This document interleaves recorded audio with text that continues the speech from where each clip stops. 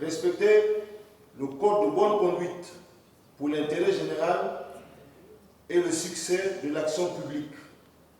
Faire passer un examen oral en langue vernaculaire pour favoriser l'accès au permis de conduire à toutes les couches. Mettre en place un programme commun et connecté pour les examens de permis de conduire avec les parties prenantes. Exiger des prérequis tels qu'un niveau baccalauréat minimum concernant les moniteurs d'auto-école. Ce séminaire a permis aux cadres et experts du ministère des Transports de tabler sur les mécanismes à mettre en place allant dans le sens du renforcement des stratégies mises sur pied par la Direction générale des transports terrestres, de réformer les critères d'éligibilité pour les demandeurs de permis de conduire, des mesures visant à booster le secteur de transport routier. Et ce permis biométrique, aujourd'hui, il a été lancé, mais ce permis fait l'objet de beaucoup de contradictions. Que le permis, le directeur général des transports terrestres est allé le présenter au ministre de la Communication.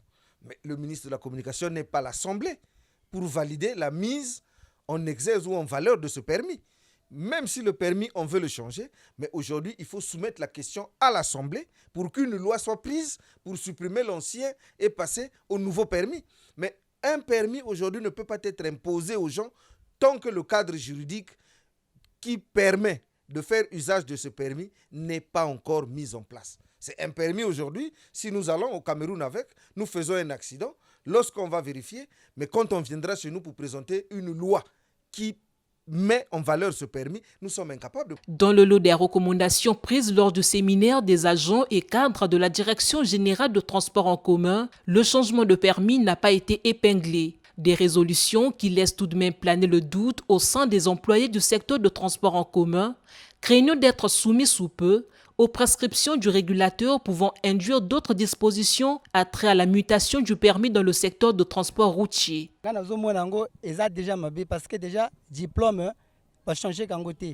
En principe, le permis devrait être considéré au même titre qu'un diplôme. Nous entendons les bruits qui courent que le permis CEMAC devrait être changé. Mais pour quelles raisons?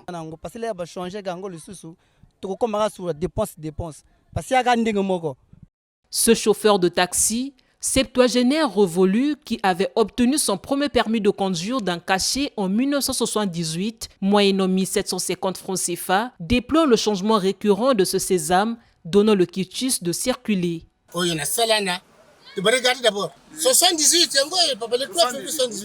C'est vraiment déplorable que nous soyons à chaque fois soumis au changement de permis. Moi qui vous parle, je suis détenteur de plusieurs permis depuis 1978. Confrontés à une litanie de réalités dans l'exercice de leur métier, les employés du secteur de transport en commun peuvent pour l'instant se rasséréner dans la mesure où la substitution du permis de conduire n'est pas encore d'actualité.